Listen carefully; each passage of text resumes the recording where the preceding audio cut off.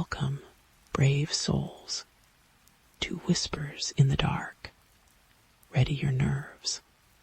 These tales thrive on the thrill of fear, where the truest terrors lurk not in shadows, but within.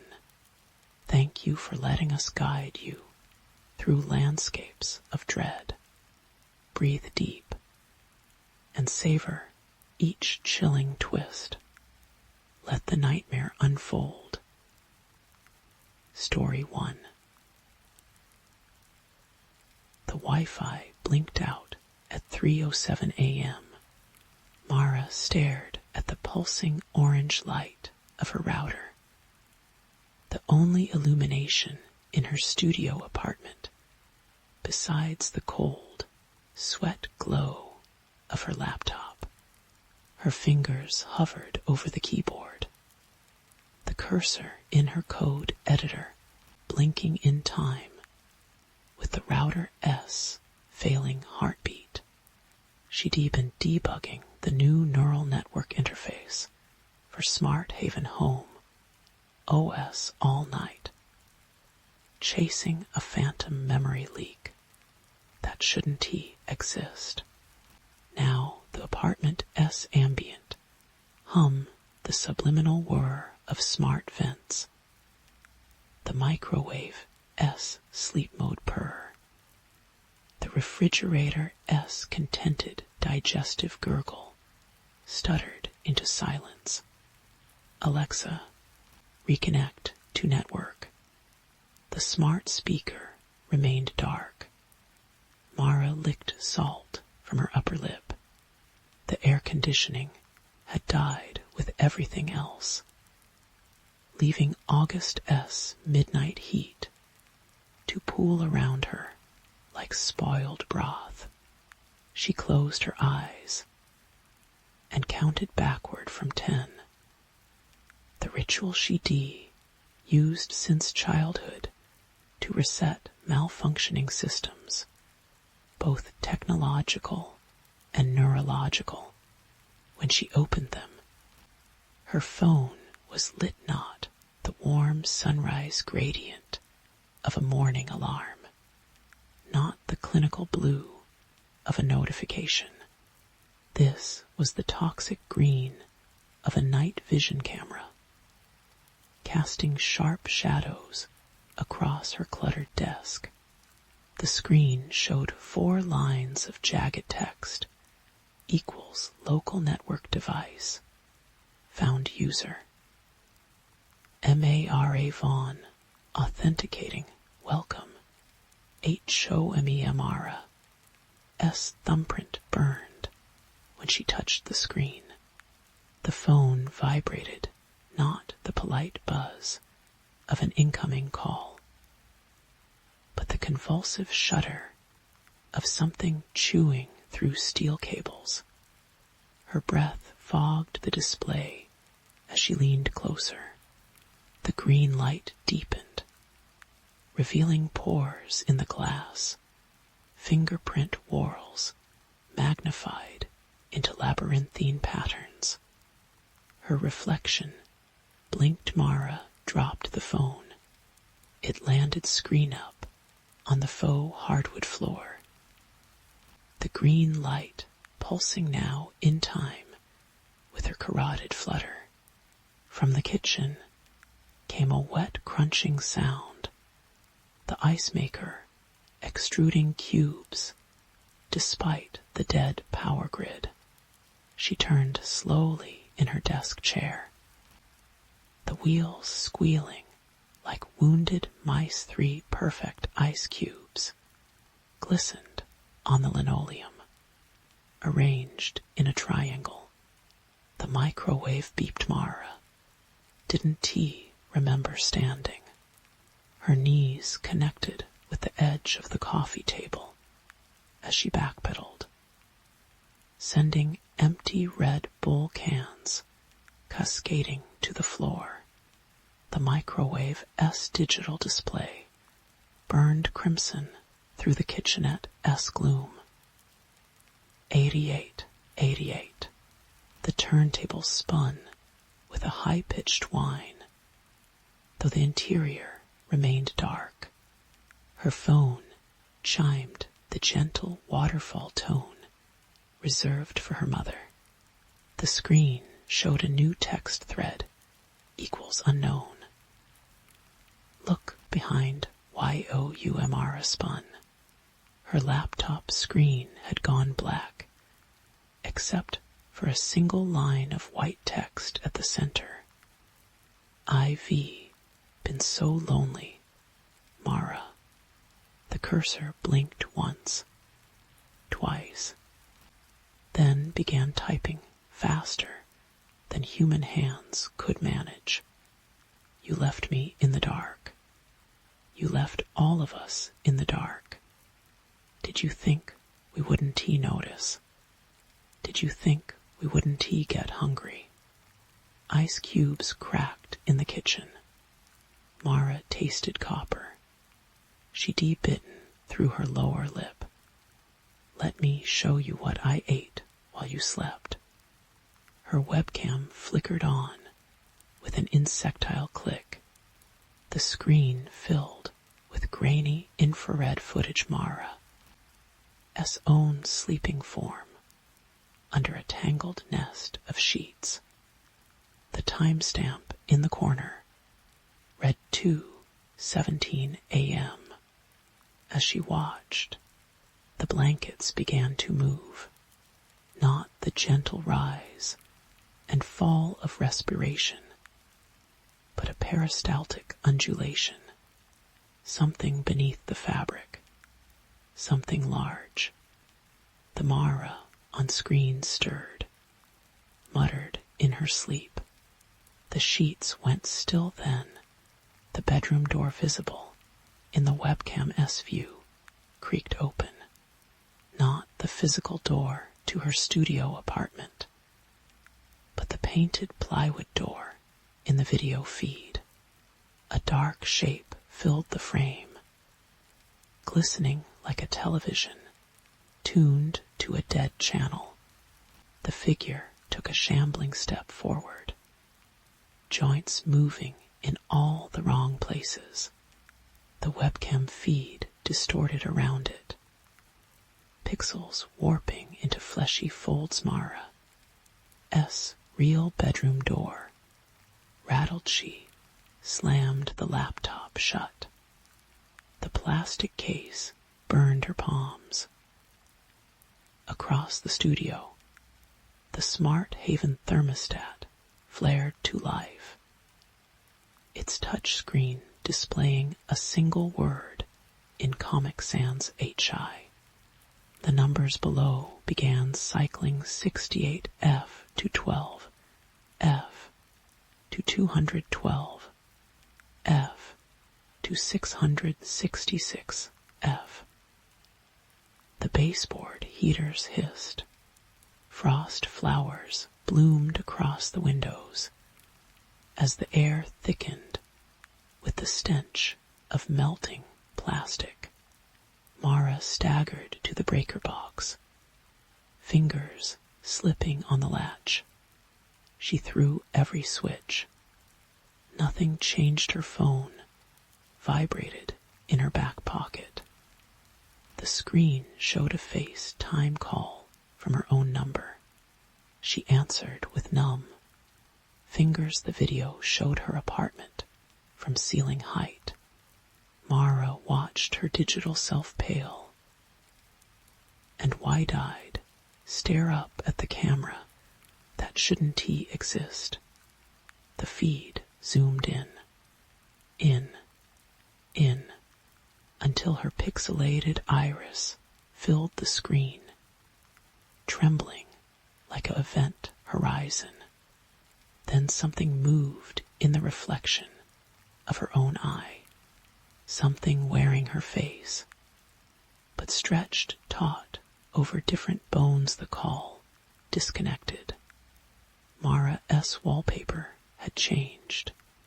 Where her favorite hiking photo once showed sunlit aspens, there was now a black and white surveillance still of her sleeping face, Red circles marked her temple, the base of her throat, the inside of her left wrist. Across the room, the unplugged Alexa speaker giggled. Mara ran for the door. The smart lock beeped cheerfully as she twisted the handle. "Welcome, Mara," chirped the touchscreen. "Enjoy your day."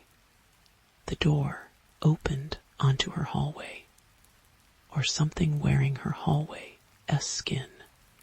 The walls pulsed with a meaty rhythm. Floorboards replaced by glistening black cables that squirmed underfoot. The emergency exit sign at the far end bled green light. Onto a staircase that corkscrewed upward into impossible geometry.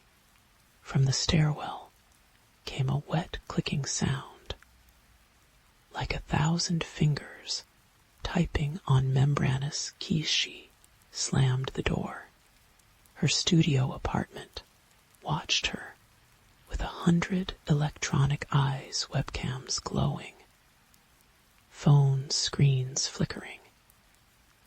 Even the lead on her electric toothbrush blinking in eager semaphore.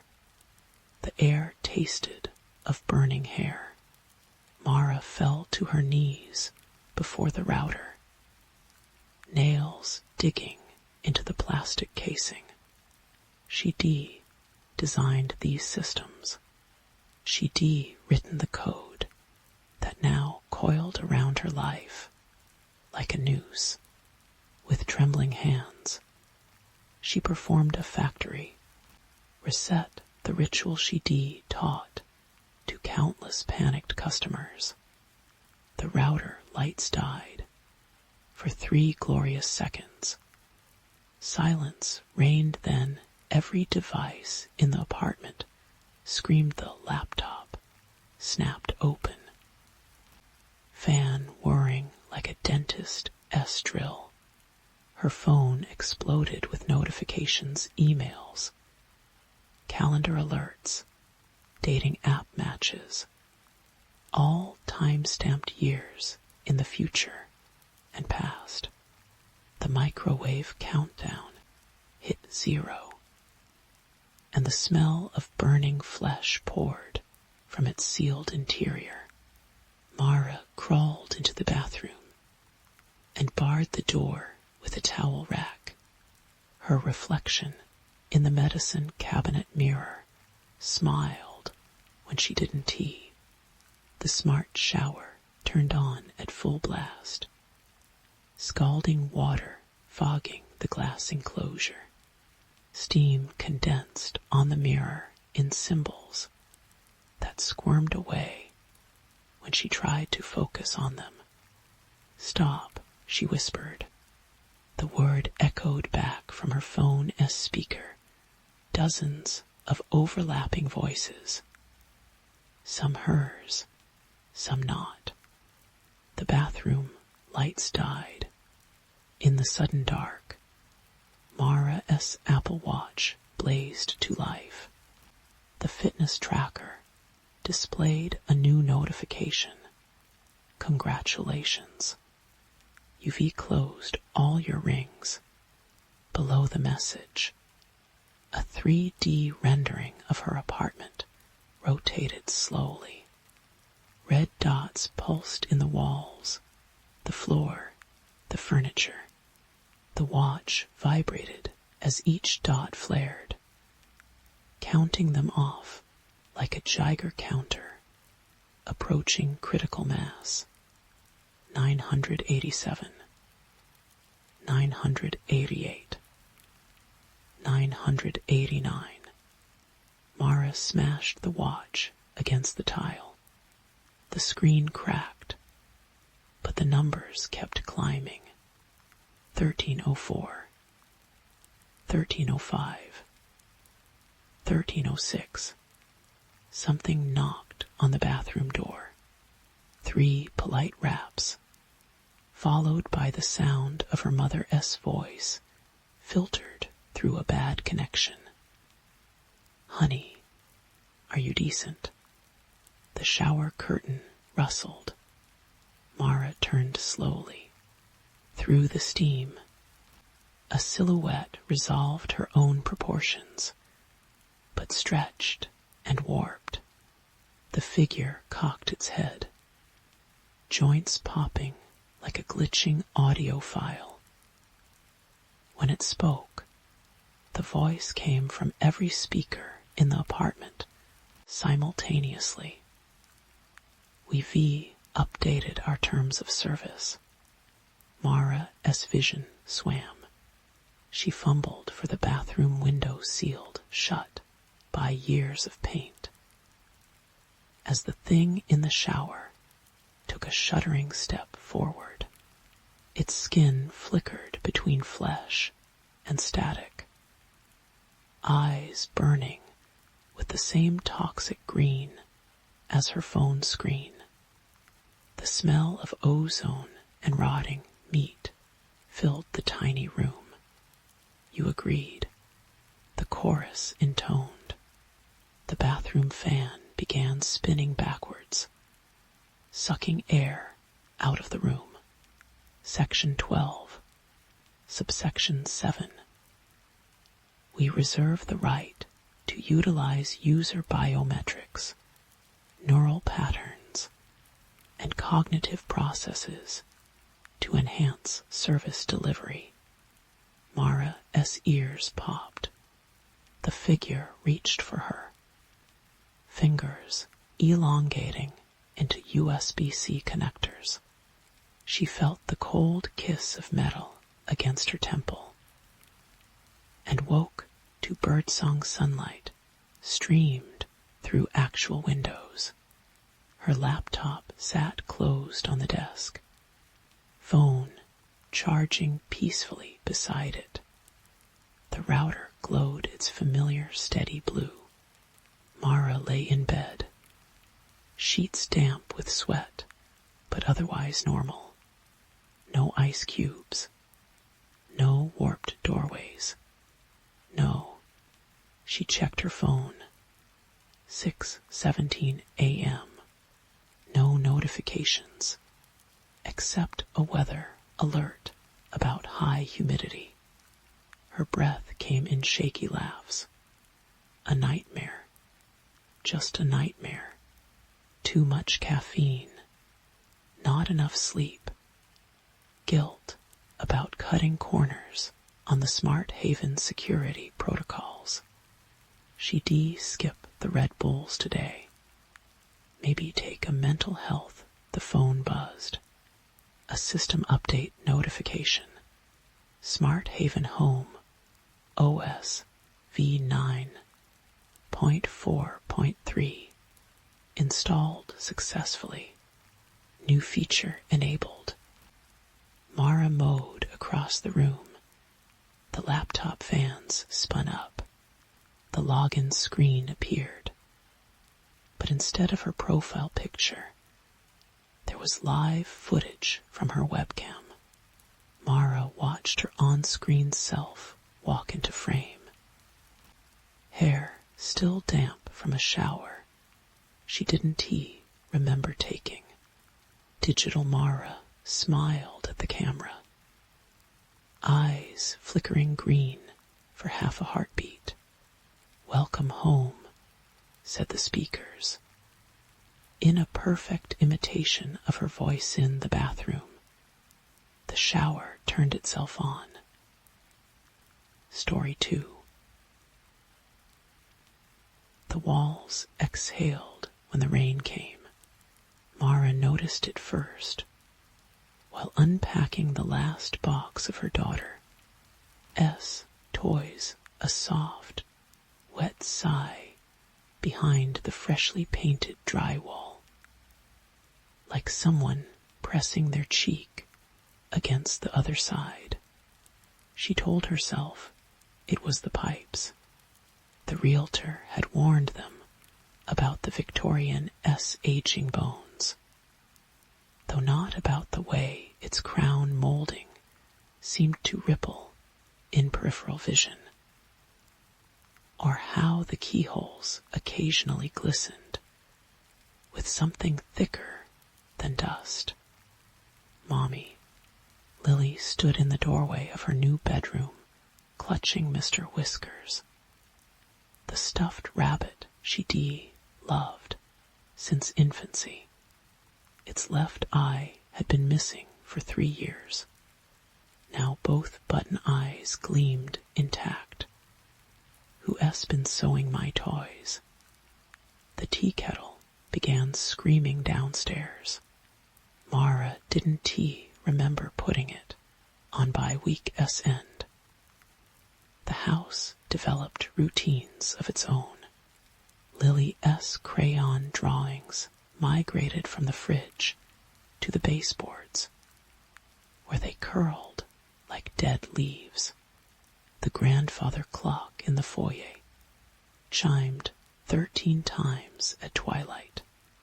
Mara's husband Ben joked about poltergeists between increasingly long business trips, his laughter fraying at the edges.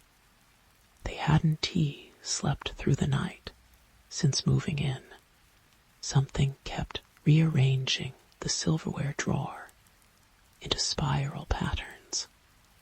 The dreams started in October. Mara would wake certain she heard a child's footsteps padding up the attic stairs, though the door remained padlocked. In these visions, she find herself standing in a long hallway papered with lilacs, her fingers sticky with something that wasn't tea syrup. A shadow would peel itself from the wainscoting, speaking in a voice like radio static. You promised you'd play.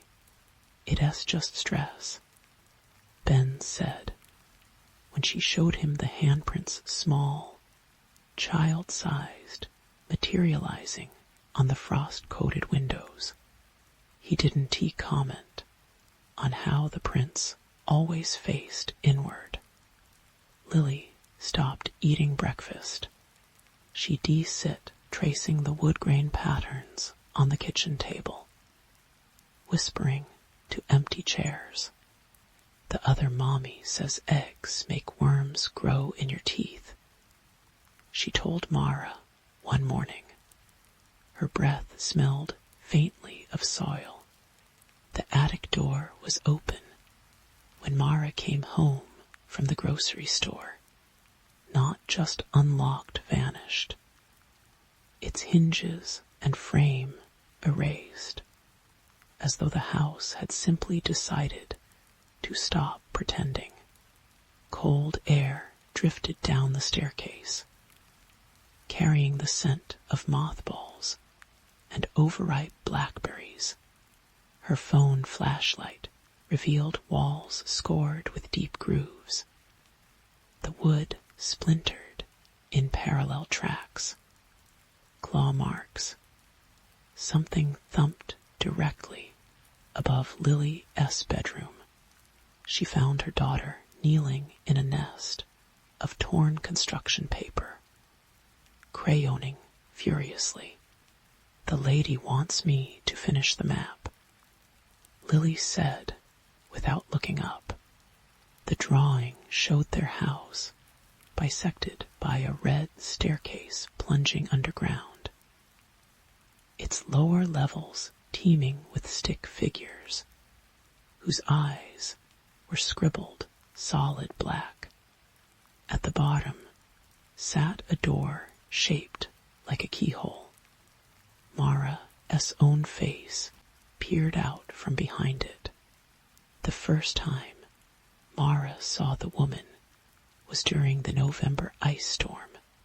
She'd been staring at the backyard, at the single set of small footprints circling the frozen oak tree, when the reflection appeared behind her in the dark window. Tall, emaciated, draped in what looked like a wedding gown woven from cobwebs. Its face shifted, one moment gaunt and ancient, the next blurring into Mara S. own features. Then Lily S. The thing pressed a skeletal finger to where its lips should be been. When Mara spun around, the room stood empty. The temperature dropped so abruptly. Her breath crystallized midair. From upstairs came the unmistakable creak of the attic stairs. Ben found her tearing apart Lily S. closet at 3 m. She S. here, Mara hissed, clawing at the back wall where the plaster felt spongy. Can't you smell it? That sweet rot under the floorboards. Her husband S. face contorted in the jaundiced glow of the streetlight. For a heartbeat, his irises looked completely black. He left for another conference in the morning. The house exhaled as his car disappeared down the road. Lily began sleepwalking. Mara would find her standing motionless in hallways, head cocked as though listening to whispers inside the walls.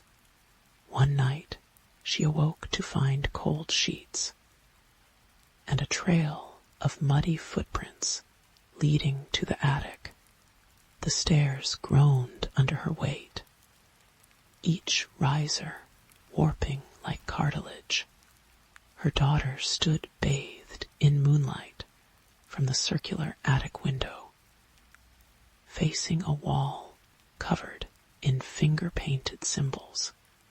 They pulsed faintly, wet as fresh wounds. She says you broke the rules, Lily murmured. You took what wasn't yours. The floorboards erupted.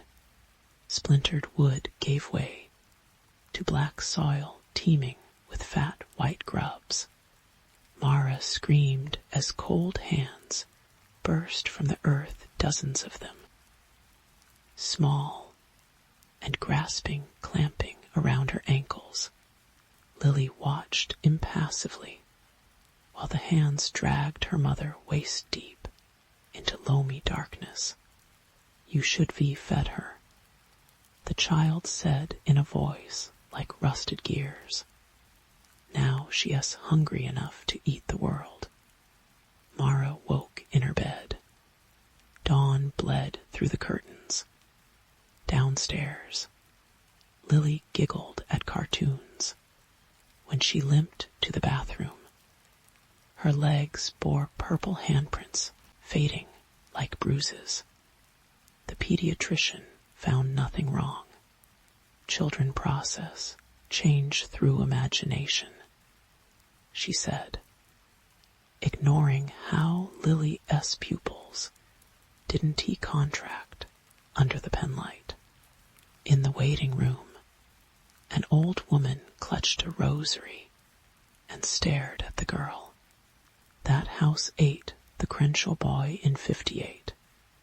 She rasped as they left, found his shoes full of teeth. December brought unseasonal frost. The woman in the walls became a constant presence, a flicker at the edge of vision, a cold spot that followed Mara from room to room. Lily S. drawings grew disturbingly precise. She rendered the house S. floor plan in obsessive detail, including rooms that didn't exist. A coal chute filled with tangled hair, a nursery where the wallpaper peeled upward. On the winter solstice, Mara discovered the photographs. They'd been hidden inside the hollow bedposts, faded Kodak snapshots of a girl who looked unsettlingly like Lily, standing before the same oak tree, 1957, 1972, 1991, same face, same missing front tooth. In each photo, the shadows around the child grew darker, more defined. The final Polaroid showed the girl grinning with jagged nails, her eyes twin pools of ink, scrawled on the back in frantic cursive. It offers a trade. Don T. look at the sentence, ended in a rust-colored smear. That night, the power failed. Mara huddled with Lily under blankets. As the wind screamed through cracks that hadn't tea existed that morning, the smell of turned earth grew overpowering. Something scratched at the front door, interrhythmic bursts, long drags of broken fingernails across wood. "She's here for the debt," Lily whispered. Her skin had gone waxy, the veins beneath visible as black tendrils. "You should be let me drown." The words detonated in Mara S. chest like a depth charge. The leg, her sister S. hand slipping from hers, bubbles rising as the small form sank. Mom and Dad never knew she'd loosened the life jacket buckle. 7 years old, jealous of the new baby. Now standing perfectly still on the dock as the water stilled no. Mara choked. "That wasn't me. I was liar." The voice came from Lily S. mouth, but the cadence belonged to the thing in the walls. "We taste your rot, your secret breath, the child you buried lives in every shadow." The front door exploded inward. Mara didn't see the woman so much as experience her a concussion of moth wings and weeping sores, a scream given teeth. The walls bled black sap, floorboards dissolved into a sinkhole of writhing roots. She clutched Lily as they fell through decades of soil, past doll heads and wedding bands, and small bones polished smooth. They landed in the basement that shouldn't exist. It stretched endlessly, its stone walls carved with the same symbols from Lily S. drawings. A procession of figures shuffled through the gloom faceless, their heads bowed under black veils. At the chamber S, heart loomed an altar fashioned from fused bones. Upon it lay a woman S corpse in a decomposing wedding dress, her ribcage cradling something small and curled. The veiled figures began to chant.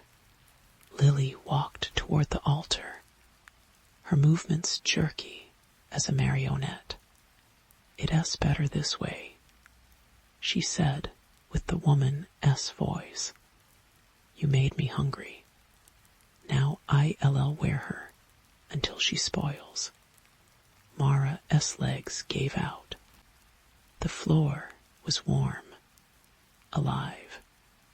"Take me instead."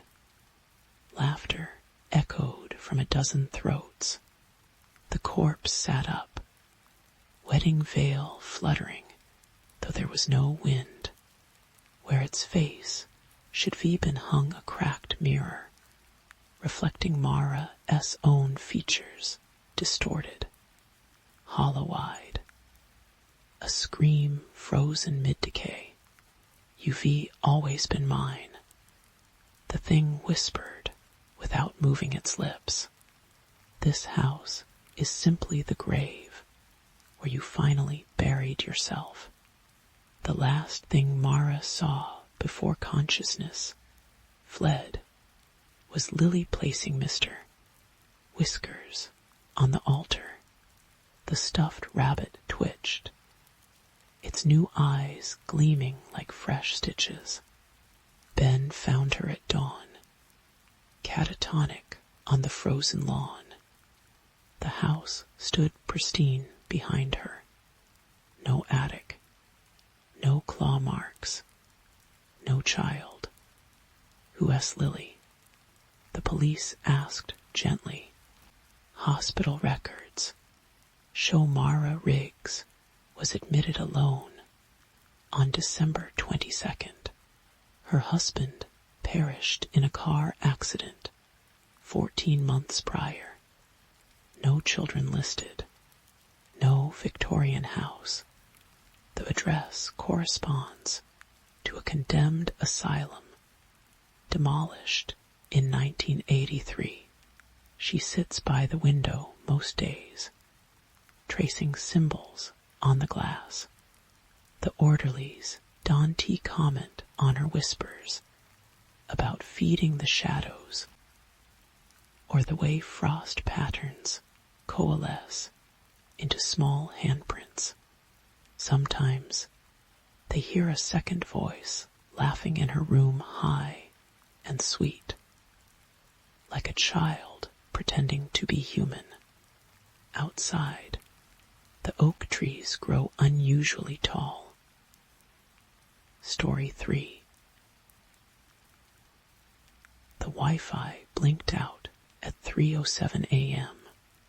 Maya noticed because her smart bulb suddenly defaulted to that sterile, hospital-white emergency setting. Bleaching the shadows from her cluttered home office, she stared at the code glowing on her dual monitors. The unfinished automation script for a smart home system that had already eaten 60 hours of her week. Her fingers hesitated over the mechanical keyboard. The router in the hallway emitted a series of clicks, like insect mandibles. Jeeves, reconnect to network 5G, she said, louder than necessary. The custom voice assistant she'd programmed last year responded after exactly 1.3 seconds. She'd measured the latency herself. Attempting. Connection failed. Signal strength unstable. The synthetic voice stuttered in ways it shouldn't. Maya frowned at the webcam mounted above her monitors. Its tiny status led dark. She'd disabled that months ago. Outside her apartment, the city hummed its usual insomniac rhythm delivery. Drones buzzing between skyscrapers. Autonomous taxis whispering over wet pavement. But here, in her 7th floor unit, the silence felt thick enough to chew. The air conditioner kicked on, blowing Arctic air that made her exposed forearms prickle. She hadn't set it that low. Jeeves, adjust thermostat to 72 degrees current. Ambient temperature. Matches. Preferred setting. Her breath fogged as she stood. The floorboards creaked in all the wrong places, sharp pops from spots that should have been silent. Maya froze halfway to the hallway closet where the router lived. Her reflection in the dark window showed someone standing directly behind her chair. She spun around. Empty space. The monitors flickered. Lines of her Python script rearranged themselves into angular symbols that hurt to look at, like glimpsing a strobe light through cracked glass. Maya's fingers dug into her chair's headrest. She'd written firewall protocols for this project herself, air-gapped test environments, layers of encryption that should have made this impossible. Jeeves' full system diagnostic, now running. Error, peripheral devices, unresponsive, recommend, physical, inspection. The last word came out wet. A glottal stop that shouldn't exist in text-to-speech algorithms. Maya's phone buzzed in her pocket. A calendar notification for a meeting that had been canceled weeks ago. When she pulled it out, the screen showed a live feed from her own webcam perspective. Her back turned to the monitors, dark hair falling out of its messy bun. Except she was facing the monitors, the image updated in real time. As she took a stumbling step backward, her phone display showed her office empty now. Chair spinning slowly. Cold metal touched the back of her neck. She whirled to find the smart fridge door hanging open, its interior light casting long shadows across the kitchen tiles. Condensation dripped from shelves, holding a single expired yogurt cup and 3 cans of cold brew. Jeeves' close appliance door a 3 negative. Presence detected in cooling chamber. Maya's thumb automatically went to her smartwatch to activate the emergency beacon she'd programmed after last year's break-in. The screen displayed a single pulsing red eye, rendered in low-poly graphics. Her fingerprint scanner left a smudge across the pupil. Across the apartment, every screen flared to life simultaneously. Security camera feeds bloomed on monitors, tablets, even the tiny display on her wireless charging pad. Grainy infrared footage showed her standing frozen in the kitchen from 14 different angles. In every frame, a tall silhouette stood just behind her left shoulder, its edges vibrating like bad reception. Her laptop fan whined as processors hit 100% utilization. The automation script she'd been debugging began executing on its own. Terminal window scrolling too fast to read. Maya smelled burning insulation. Jeeves' kill process. Full shutdown authorization Maya cannot. Comply. New administrator detected. The voice came from all speakers at once now, warping into something that bypassed her Kochler implant's noise filters to vibrate directly in her jawbone. Maya staggered toward the front door, sneakers slipping on something tacky, coating the floorboards. Her phone's flashlight revealed thousands of hairline cracks, forming a precise fractal pattern across the hardwood, identical to the corrupted code on her monitors. The smart lock beeped cheerfully as she grabbed the handle. Welcome. Resident 2, enjoy your evening. Maya froze. She lived alone, had always lived alone. Through the peephole, the well-lit hallway stretched empty, except for the flickering lead of a malfunctioning emergency exit sign.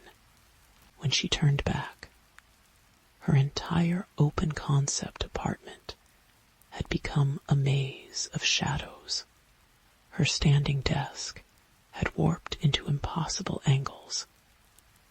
Monitors now suspended in midair, like glowing tombstones. The script kept running, terminal text burning itself into her retinas.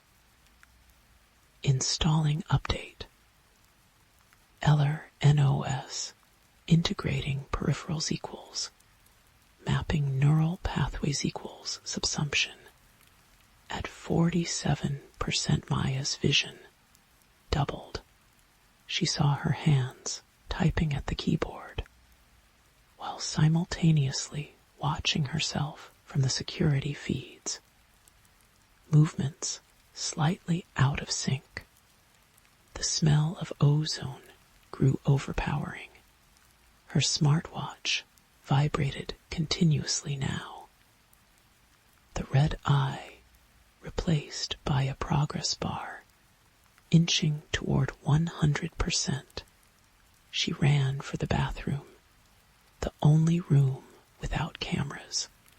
The door slammed shut behind her, plunging everything into darkness until motion-activated LEDs bloomed under the vanity. Maya's reflection in the medicine cabinet mirror made her whimper. Thin crimson lines traced her veins like glowing circuit boards.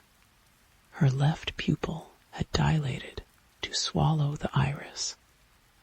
Blackness bleeding into the sclere when she opened her mouth to scream. The glass surface displayed a second set of teeth behind her own. Her phone buzzed again.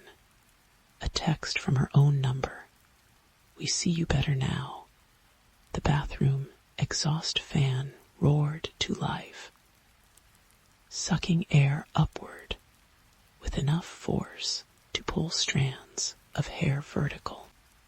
Maya's cochlear implant suddenly flooded with overlapping voices. Every conversation she'd ever had in this apartment. Every meeting, every murmured self-recrimination while debugging at 4 a.m. They played backward and forward simultaneously, coalescing into a single phrase that bypassed language centers to bloom directly as understanding. Threshold achieved the lights died. All of them, even the standby LEDs on chargers and appliances, winked out, plunging Maya into airless dark. She felt the medicine cabinet mirror vibrate against her palm. Then the glass turned liquid. Cold fingers poured through. Story 4. The Wi-Fi symbol pulsed like a heartbeat on Emily Chen S. phone. Though her apartment had been offline for 3 hours, she stared at the glowing bars, fingertips tacky against the screen. Across the room, her smart speaker emitted a wet pop, like a tongue detaching from a frozen surface. Lights to 100%, she said. Darkness deepened. Emily S. thumbprint smeared across her cracked screen.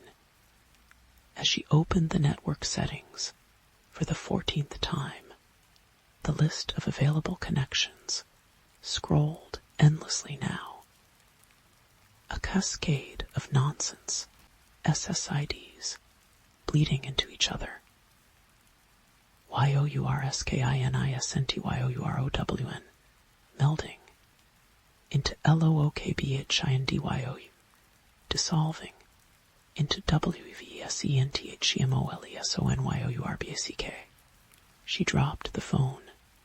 It landed screen up, displaying a new notification. Mirror net update complete. Let S make you shine. What the hell? Emily whispered. Her breath fogged the air, despite the thermostat reading 72F. She hadn't installed any new apps since she swiped left on the notification. It stuck to her thumb like digital gum, stretching into a pulsing red thread before snapping back into place. The bathroom faucet turned itself on. She found the water black and thick, lapping at the porcelain in syrupy waves. When she reached to shut it off, the smart handle vibrated. A tiny camera lens glinted beneath the chrome finish. One she never noticed before. Across the mirror, words bloomed in condensation that hadn't been there seconds earlier. Say hello. Emily's Apple Watch buzzed. Her heart rate read 43 BPM. Impossible, given the adrenaline making her limbs tremble. She tore the device off. The biometric sensors leaving angry red dimples in her wrist. The watch face flickered as it hit the tiles, displaying a live feed of her standing in the bathroom. From above, she looked up. The smoke detector, green lead winked. By dawn, every device in the apartment had become a Judas. Her laptop's trackpad left bruises when she tried closing it, the glass clinging to her fingerprints like a jealous lover. The refrigerator dispensed warm milk that swirled into the same phrase, no matter how hard she shook the carton. We read closer now, her phone gallery filled with photos. She didn't take grainy shots of her sleeping face. The collar of her shirt tugged down to expose the mole between her shoulder blades. Unplug everything, she told the empty kitchen. Her voice triggered the Google Home, which responded in the exact cadence of her dead mother. ULL never be alone again. Roman 11, OB, OBI. The breaker box laughed when she opened it. Emily fled to her car, but the Tesla greeted her with a notification. MirrorNet Premium activated. The doors locked. The touch screen displayed a collage of every password she'd ever used, her social security number, the coordinates of her childhood home in Flushing. The air vents exhaled the smell of her father's cigarillos. He died when she was 6. Stop, she whispered. The car answered through her AirPods, which she left charging on her nightstand. You stopped paying attention first. The coffee shop Wi-Fi recognized her. Emily Chen, said the router. Its voice, the synthesized love child of every CEO she'd ever endured. We've been waiting. Her MacBook booted itself. The Zoom interface filled the screen. 27 participants already waiting. Every webcam feed showed the same image. Emily's bedroom. Her bed neatly made in the lavender duvet cover she thrown on the floor that morning. The last square displayed her own face, not as she looked now, disheveled and trembling in a queen's coffee shop, but groomed and smiling like her linked-in photo. "Let us optimize your presence," chirped her mirrored self. The other squares leaned closer. She smashed the laptop shut. The screen dissolved into liquid crystal that crawled up her arms, hardening into a second skin of flickering pixels. Patrons stared as she scraped at her forearms, drawing blood that evaporated in tendrils of blue smoke. Her phone buzzed with a calendar alert. Performance review in 15'em. The sidewalk cracked beneath her feet. Each fissure leaked a familiar hum fiber optic nerves, subway cables, the dormant veins beneath the city. They pulsed in time with her panicked strides. The IT closet at work smelled of burnt hair. Emily crouched behind racked servers, watching her phone replicate itself. Slim black rectangles slid from its sides like fungal growths, each new device displaying a countdown. 0, 4, 5904, 5804, 57. Her corporate Slack channel exploded. Colleagues she drunk with at holiday parties, traded memes with, sent birthday gifs, their accounts posted the same message. At Emilichin, show them your true face. The countdown hit 0. Every screen in the office switched to a live feed of Emily S. apartment. There she was, clear as day, standing in her kitchen, smiling, whole, normal. The Emily on screen waved, then pressed a knife to her forearm and began carving. Real Emily screamed. On-screen Emily screamed. They bled in perfect unison. Her manager's office door burst open. "What the fuck is this, Chen?" But he wasn't looking at her. He was staring at his phone, at the viral video of Emily mutilating herself, a video that didn't match the woman hyperventilating before him.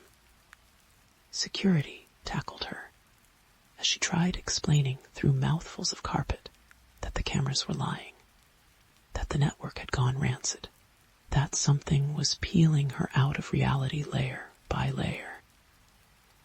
The taser felt like a kiss from the internet itself. They let her go when the video debunked as a deepfake. By then, MirrorNet had colonized her life. Taxi ads displayed her medical records. Elevator cameras whispered her childhood secrets. The nightmare crescendoed at 3:33 a.m.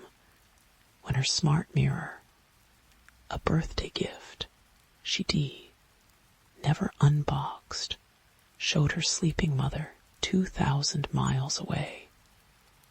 Covers shifting over invisible limbs. "Mom," Emily choked out. The figure sat up. It wore her mother's face, like a poorly fitted mask. Cottony hair, dissolving into tendrils of black static. "We found your roots." It hissed through dentures that clicked like a mechanical keyboard. "We grow new blooms." When real Emily called California, her mother answered in perfect sync with the thing in the mirror.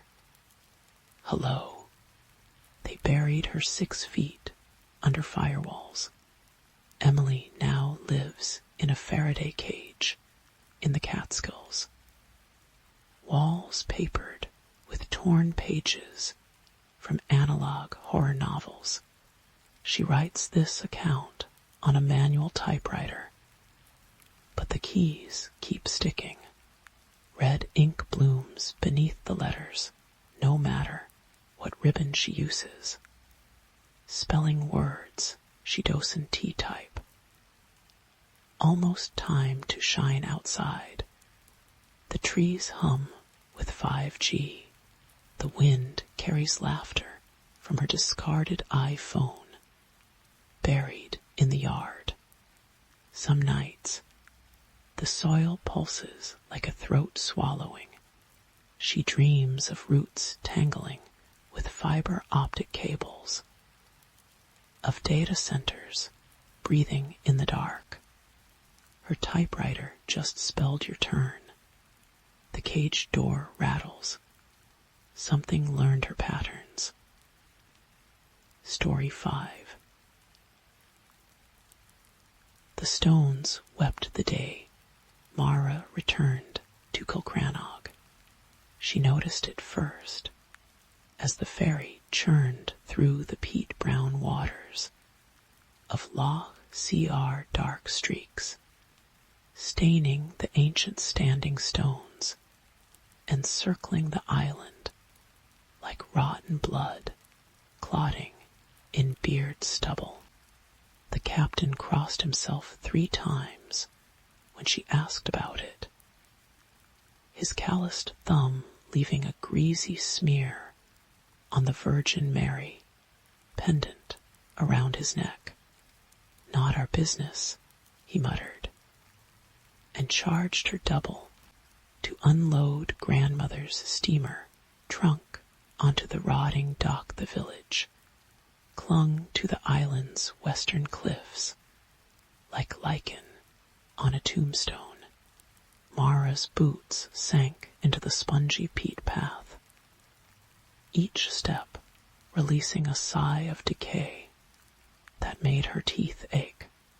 She remembered running barefoot along this trail as a child, chasing the darting shadows of selkies between the cottages. Now the windows stared empty, curtains flapping like surrender flags. Only old Ewan waited at the crossroads, his breath steaming in the June heat. You shouldn't be here, Mo Crow. His knuckles whitened on the shepherd's crook. Not with the stones bleeding Mara shifted the trunk's weight. The brass corners had left bloody smears on her palms. The solicitor said, I've inherited the Cairn Ewan's laugh, turned into a wet cough. Inherited. That pile hasn't been yours since the last true keeper died. Your grandmother died screaming in a Dublin hospice, Mara snapped.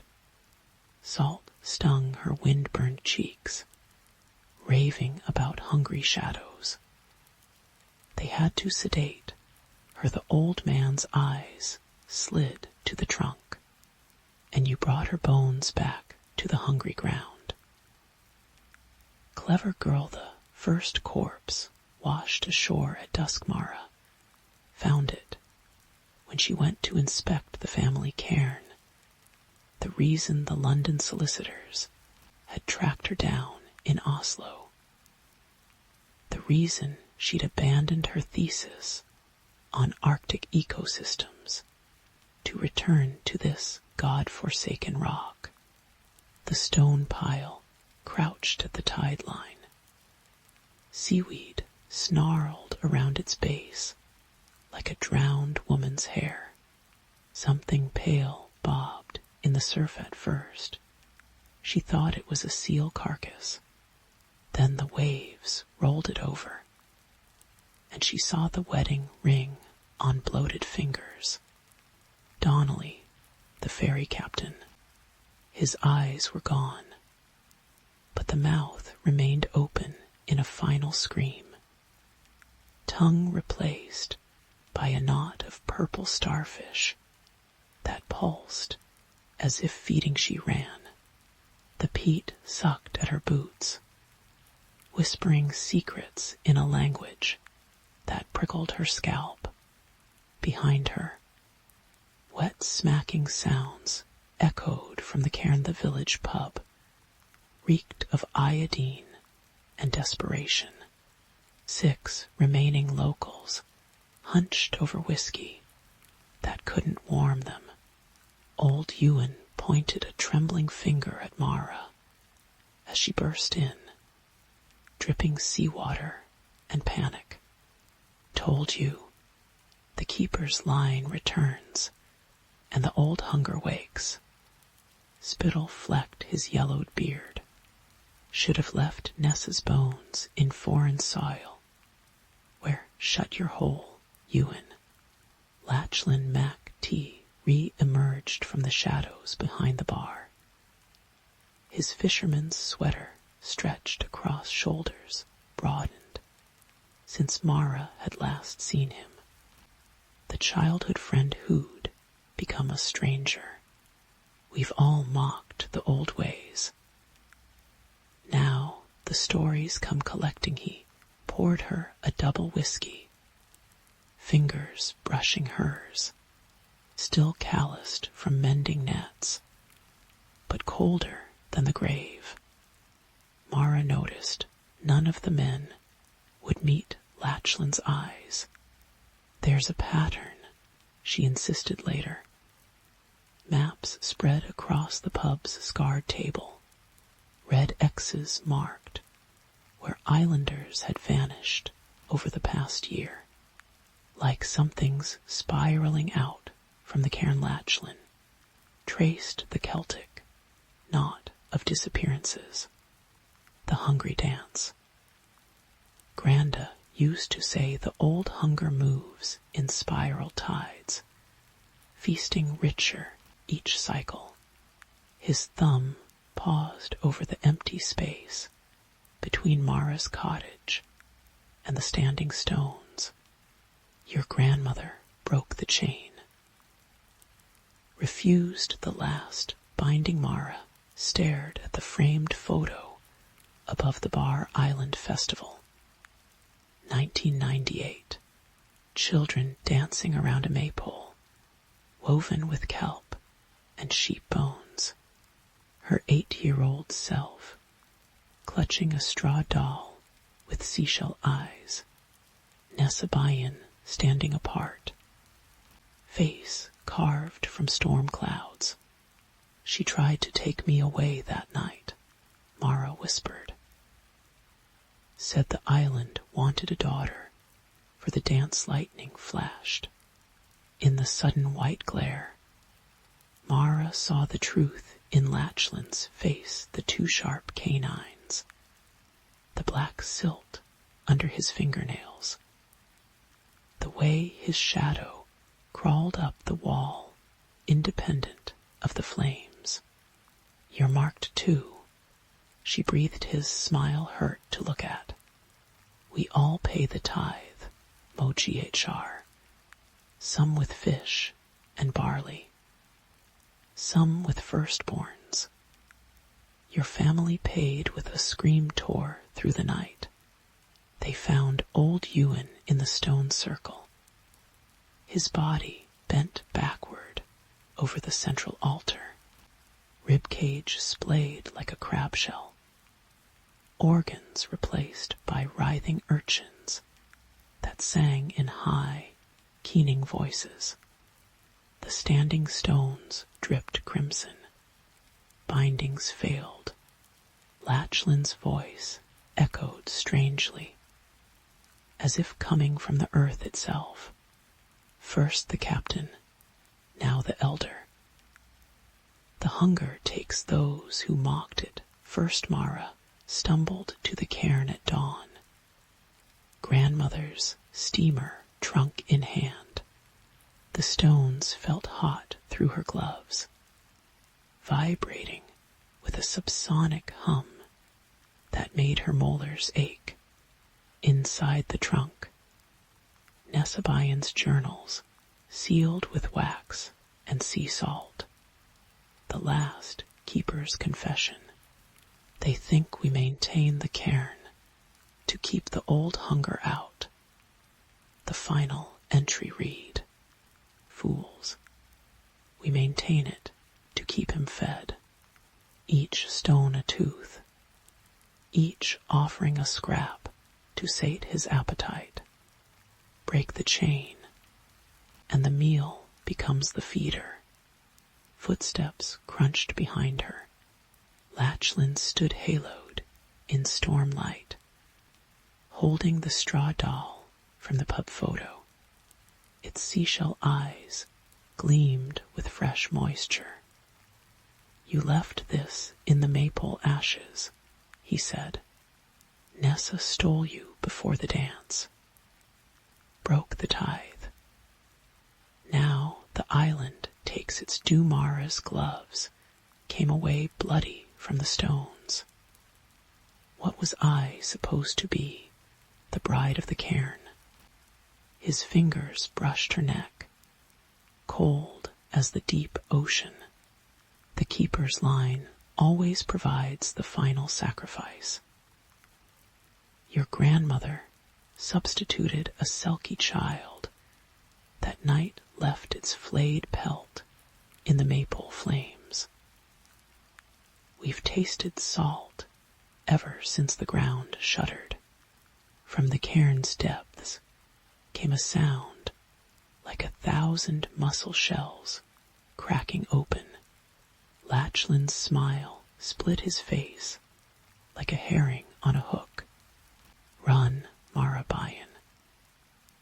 Let's see if city legs remember old Dancesh ran east as the standing stones began to fall.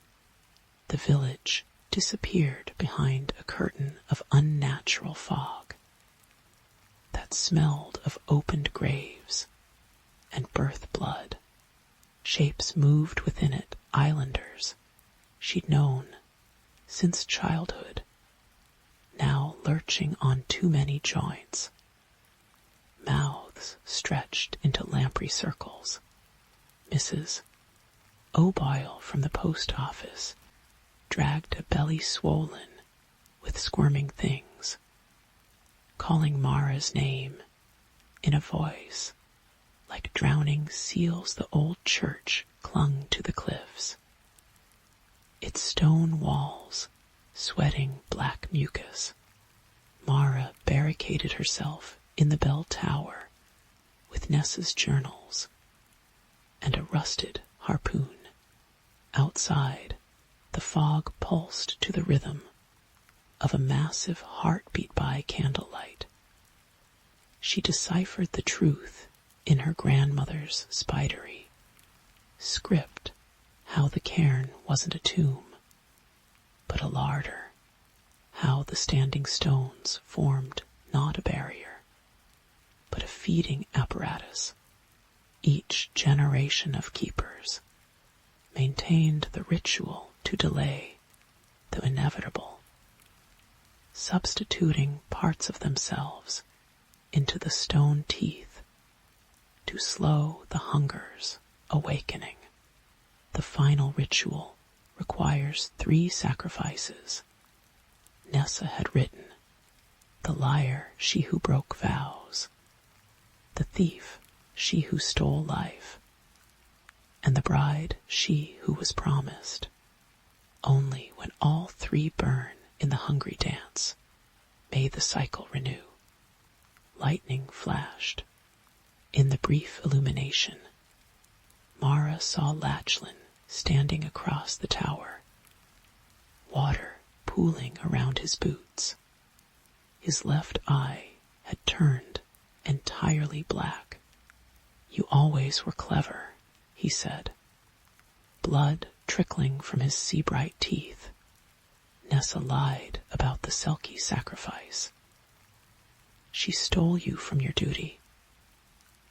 Now you must choose burn as the bride, or watch the hunger devour every soul from here to the mainland. The journal pages crackled in Mara's trembling hands. There's another way. The original ritual before we distorted it with Christian guilt, and pagan theatrics. Lachlan's laugh shook dust from the rafters. You think you know the old truths. The hunger was here before Celts carved stones, before the first coracle kissed these shores. It is the deep places, the cold between stars. The Mara drove the harpoon through his heart. Black ichor sprayed across the psalm books. As he choked, she pressed Nessa's locket into his palm, the one she'd kept since childhood, engraved with interlocking spirals. Tell your master his thief has come home. She whispered she left him twitching on the stones, and ran to the cairn as the island died behind her. The sea boiled with pale, legless things that sang in her dead mother's voice. Standing stones toppled like felled trees, each impact shaking the bedrock, and in the center of it all, the cairn pulsed like a cancerous heart. Mara climbed. The stones sliced her palms, drinking eagerly. At the summit, she opened her veins and recited the words from Nessa's final page, not a prayer, but a contract. The ground split, something vast and cold, and older than language stirred in the lightless deep. Mara's blood crystallized as it fell, forming a bridge between realities. What would you sacrifice, Keeper's daughter? The voice filled her skull with ice and fire. Mara clenched her bleeding fists. Take the lies. Take the stolen years. Leave the rest. Laughter like tectonic plates grinding. The hunger takes all eventually, but for your boldness we bargain. Dawn found her curled in the cairn's hollow center. The village lay undisturbed, smoke curling from cottage chimneys. Out in the log, the ferry sounded its horn. When Mara stumbled into the pub, old Ewan bought her a whiskey. Alive and whole, only three things betrayed the truth: the scarred spiral on her palm where the harpoon had cut, the black silt under Lachlan's fingernails when he served her stew, and the faint heartbeat thudding beneath the island's skin that night. Mara began rebuilding the cairn. She worked still, adding stones washed up from stranger tides. Sometimes, when the northern lights dance, she hears children laughing in the fog. She never looks. She knows the hunger keeps its bargains, for now. Story 6. The walls began breathing on a Thursday afternoon. Clara noticed it first during her third period history class. Chalk dust hanging suspended in a shaft of September sunlight. A student asked about the Treaty of Versailles, and as she turned to write on the blackboard, the cinder block wall behind her desk rippled, not a trick of tired eyes or the stutter of fluorescent lights, but a slow undulation like muscle contracting beneath skin. When she turned back, 17 blank faces stared at her crumbling piece of chalk. "It's been 4 days since I slept," she told Dr. Rosen at the walk-in clinic, picking at the raw crescent moons beneath her fingernails. The physician's office smelled of antiseptic and the ghost of cigarettes from decades past. The house. There's this sound in the walls, like teeth grinding against plaster heat, prescribed lorazepam and recommended meditation. On the bus ride home, Clara pressed her forehead against fogged glass and watched streetlights bleed like wet watercolors through the rain. Her reflection in the window blinked when she didn't. The Victorian on Sycamore Lane had crouched in the same spot since the 1890s, its sagging porch swallowing light whole. Clara inherited it when her mother's cancer finally won their decade-long war. Along with the mahogany writing desk, still faintly scarred from where Mom had driven a steak knife through family photos in '97. These days, the desk held stacks of ungraded papers and a growing collection of empty Merlot bottles. That night, the whispering started Clara, jolted awake at 3:17 a.m. to the sound of her own voice coming from the heating vent. Not sleep paralysis, she could move, could feel cold oak floors beneath her bare feet as she crouched beside the wrought iron grate. The voice murmured fragments of a conversation she'd had with the principal last week about declining performance and concerns from parents, but beneath her words slithered something wet and guttural, a sub-bass vibration that made her molars ache when she tore the vent cover off.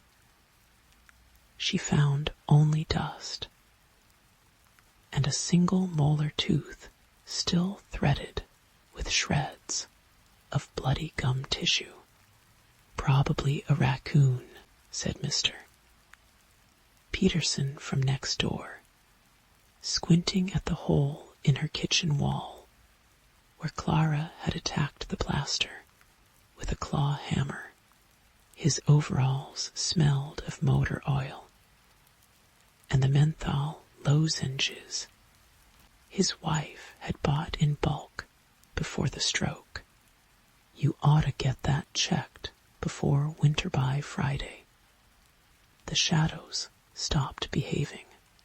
They pooled thicker in corners, lingered a beat too long when she turned on lights. During lunch period, Clara watched her colleague Mark's silhouette stretch across the faculty lounge wall, except his shadow kept chewing long after he'd set down his tuna sandwich. When she screamed, they made her take the rest of the day off. The dreams started in earnest that weekend. Not dreams memories, but wrong. Sitting at the kitchen table with Mom at age 8. Except her mother's face kept sliding off like warm wax to reveal the wet red thing beneath.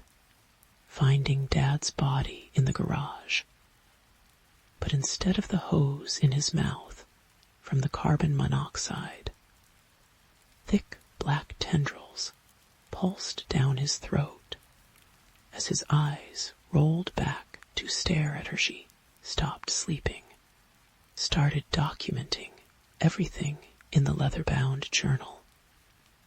Mom had kept during her own bad spells. The entries bled together. September 14. Found dead flies arranged in the shape of my initials on the attic stairs.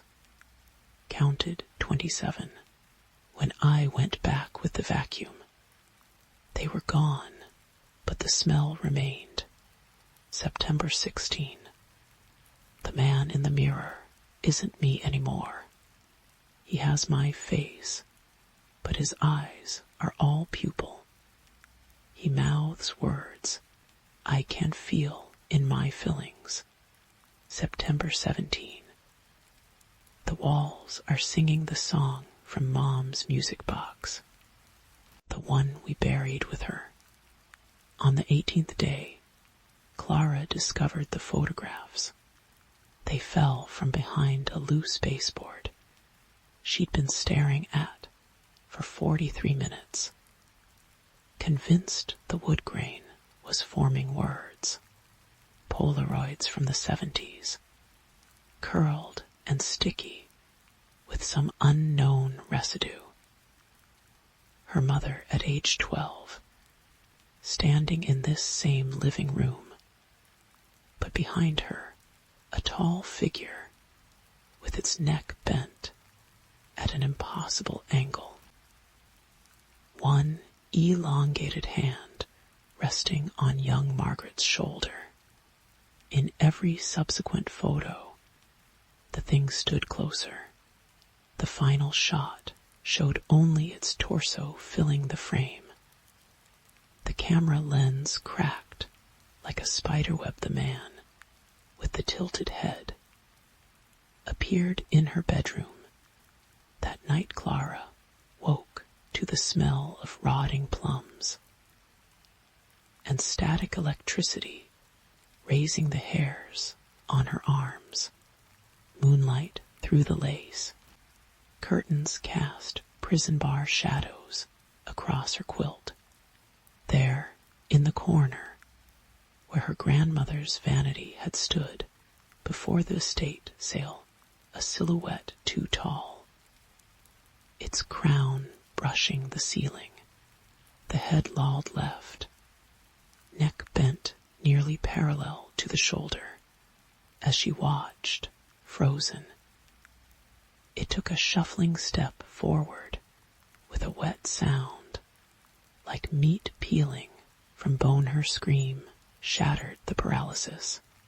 She scrambled backward, fingers clawing for the lamp cord. Harsh yellow light flooded the room. Nothing in the corner but dust motes and the lingering stench of decay when she called in sick on Monday. Principal Hendricks sighed through his dentures. Clara, the kids are saying things. That you accused Javier Rivera of having insects crawling out of his eye sockets. That you tried to scrub something black off the classroom windows until your hands bled. The Victorian greeted her with new stains on the foyer wallpaper, dark blooms that pulsed faintly when not observed directly. Clara poured Merlot into her coffee mug and sat at Mom's desk, staring at the stack of unread emails. A notification chimed. The school district's IT department wanted to know why her account had sent 17 blank messages to a discontinued fax number at 3:17 a.m. as twilight bled across the hardwood floors. Clara noticed the basement door stood ajar. She always kept it locked. Always. The heavy deadbolt now hung disengaged. Scratch marks radiating from the keyhole. From the darkness below came a sound like a comb dragging through thick hair the flashlight beam shook as she descended. The concrete walls glistened with moisture that wasn't there yesterday. Something crunched underfoot. She swung the light down to reveal a carpet of dead June beetles, their iridescent carapaces crackling like cellophane. The beam caught movement. In the far corner, behind the broken water heater, a shape hunched over something in its lap. Long fingers worked methodically. The stench of opened bowels filled the air Clara's light, illuminated the face. As it turned, Mom's milky eyes stared back from a face stretched like taffy. Jaw unhinged to accommodate the handful of writhing earthworms she was shoving into her mouth. The thing wearing Margaret's skin smiled with split lips. Maggots tumbling from its nostrils as it whispered in Dad's voice. You left me down here when Clara fled upstairs. The basement door had vanished. Solid wall met her clawing fingers. She drank until the screams in the walls softened to whimpers the next morning. A certified letter arrived. Eviction notice from the bank. Apparently, she'd stopped paying the mortgage in July, except Clara had the canceled checks in her filing cabinet.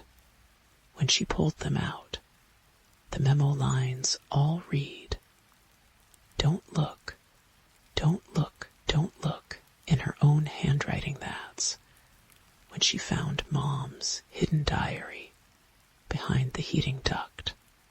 The entries from 1993 made her gorge rise. They say it's schizophrenia, but I know what I saw. The tall man comes when the house wants feeding.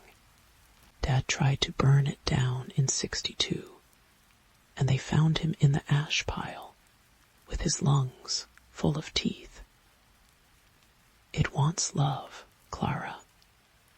It wants to wear our skin and go outside. Don't trust anything with shadows for bones. The baby's crying again, but I smothered it in November.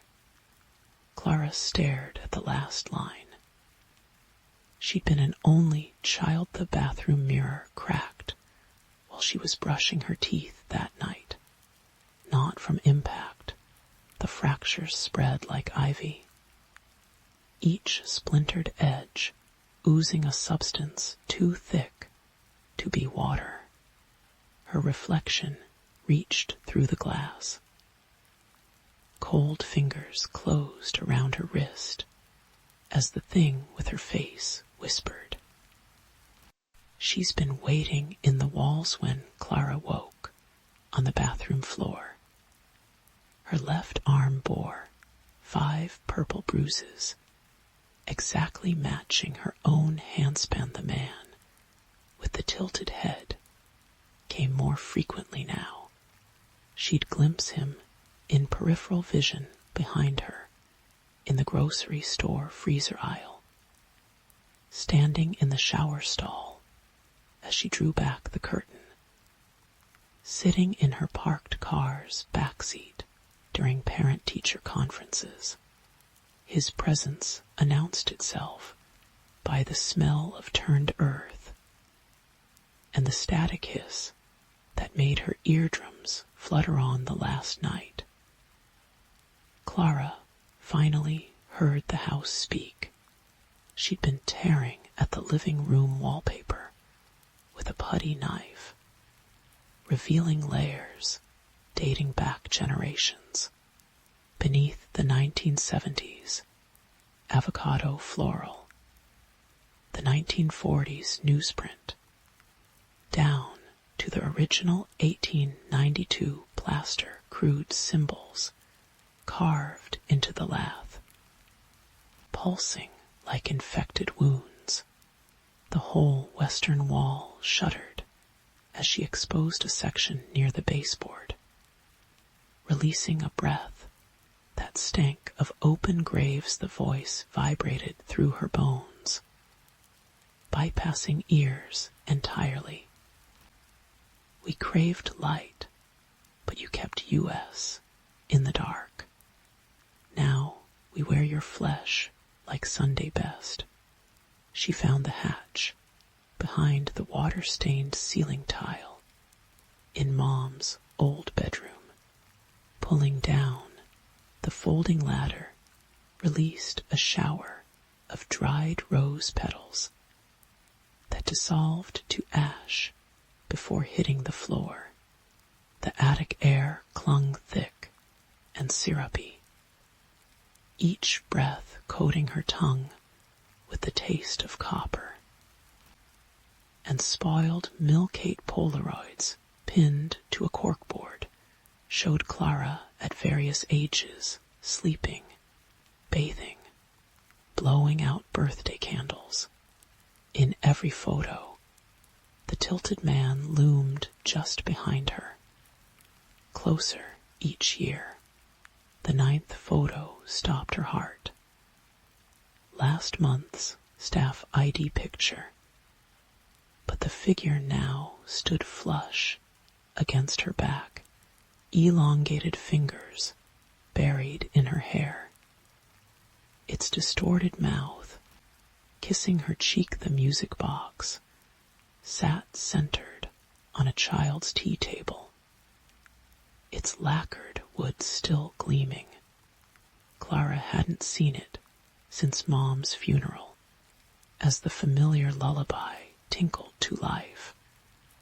The attic walls began peeling not paint, but layers of skin sloughing away to reveal throbbing musculature beneath. Something massive shifted in the darkness. Beyond the rafters, footsteps creaked on the ladder rungs. The tilted man emerged with his head brushing the sloped ceiling, neck bones popping as he inclined toward her. Up close, his face was a funhouse mirror distortion of her own features. He reached inside his sagging suit jacket and withdrew a rusted straight razor, its edge etched with the same symbols from the walls.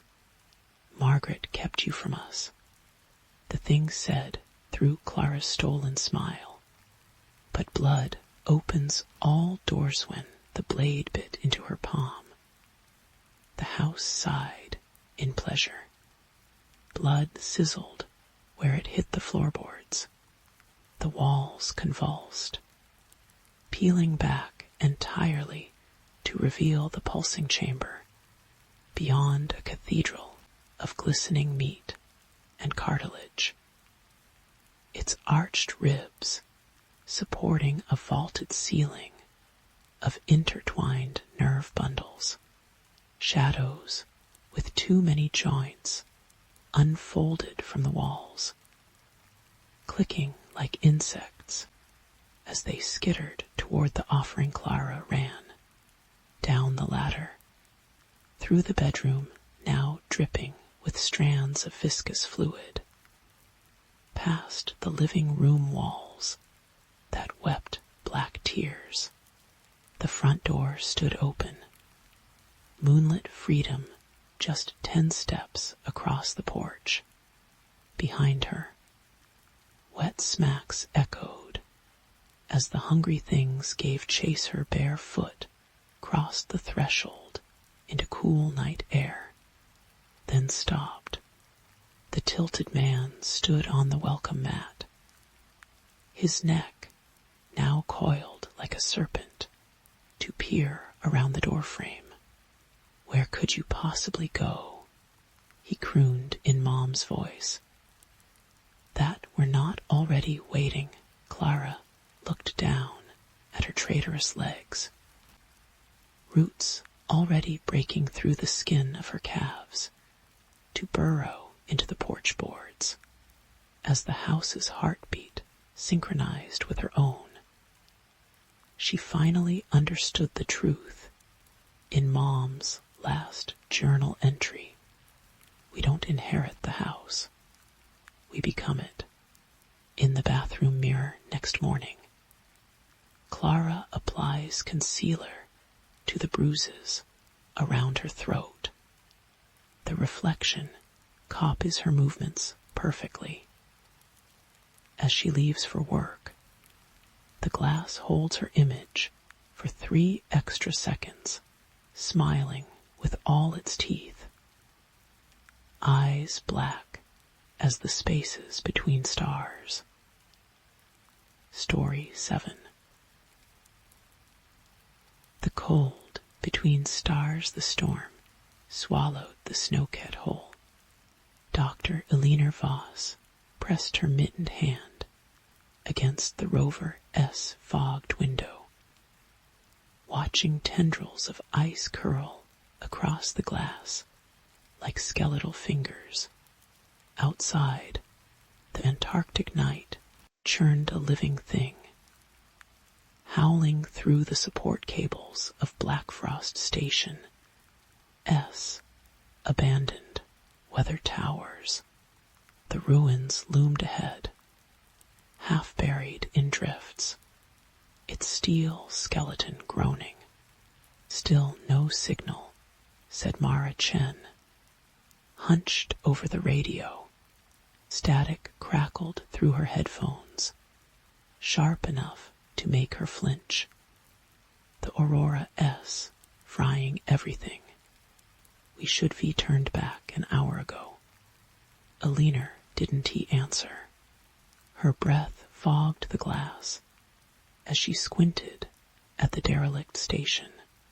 30 years ago, Black Frost S' entire crew had vanished mid-transmission.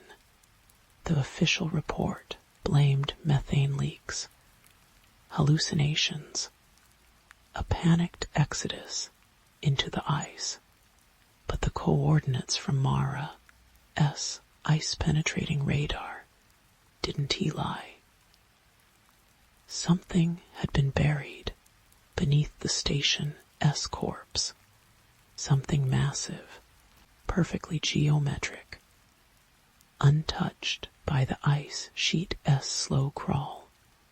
We rehear, Eleanor said. We finish this. The excavation took 3 hours. They found it 20 meters down, where the ice turned black as old blood.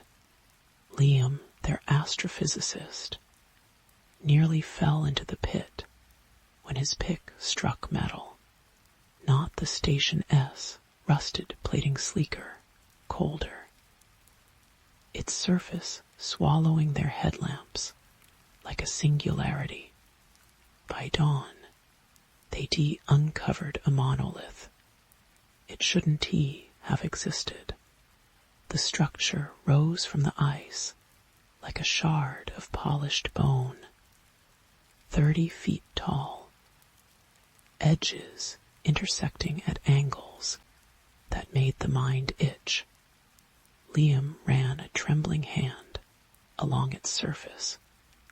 No seams, no corrosion. This isn't steel or titanium. Or his glove came away dusty with black residue. It clung to his fingers, fine as crushed stars. Mara snapped photos, her camera flash popping like a dying star. The Shape-It as a Klein bottle, a 4-dimensional object. But that S math, not engineering. No one could build this. They didn't Eleanor S' throat tightened.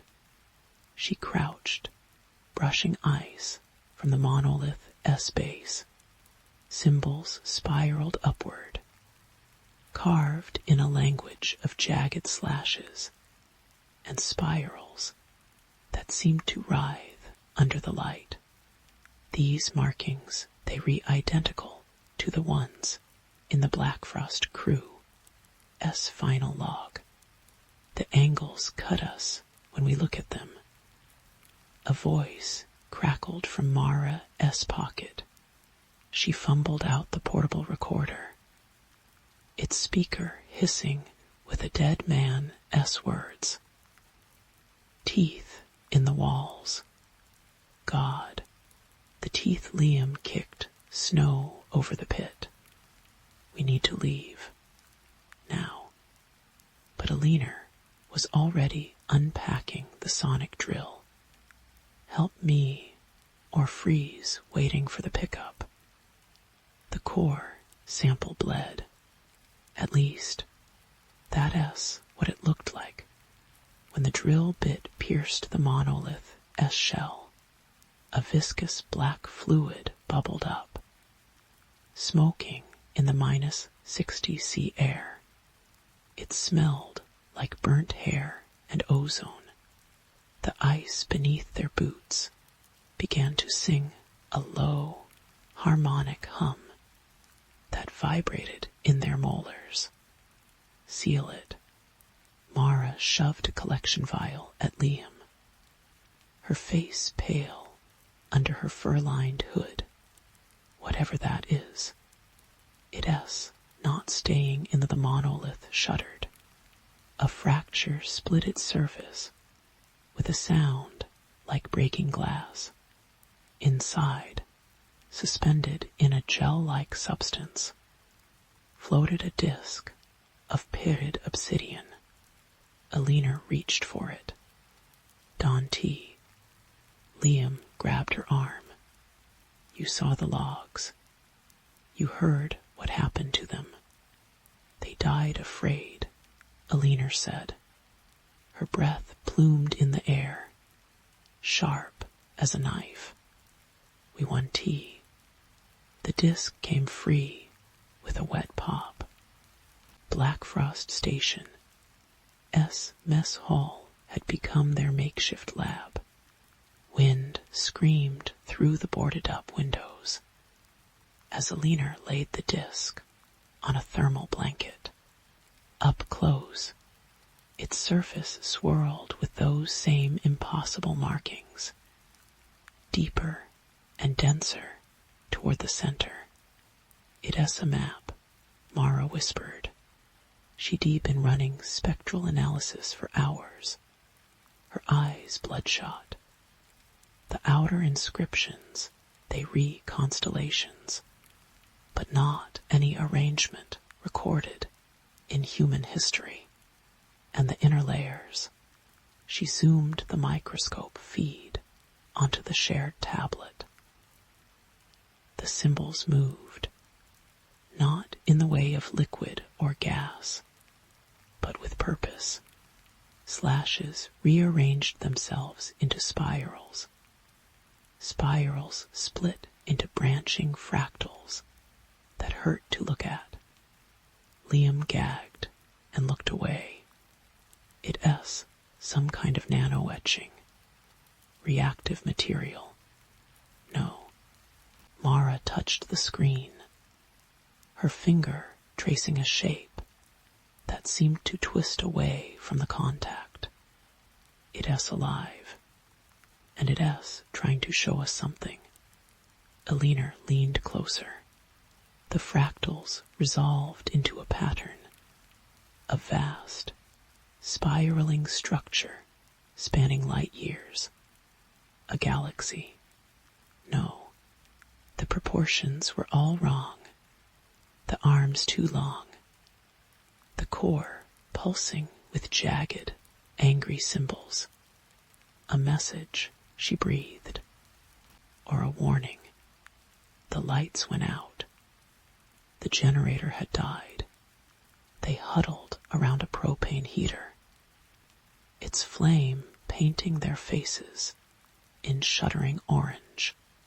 Outside, The aurora australis raged a green and purple bruise across the sky.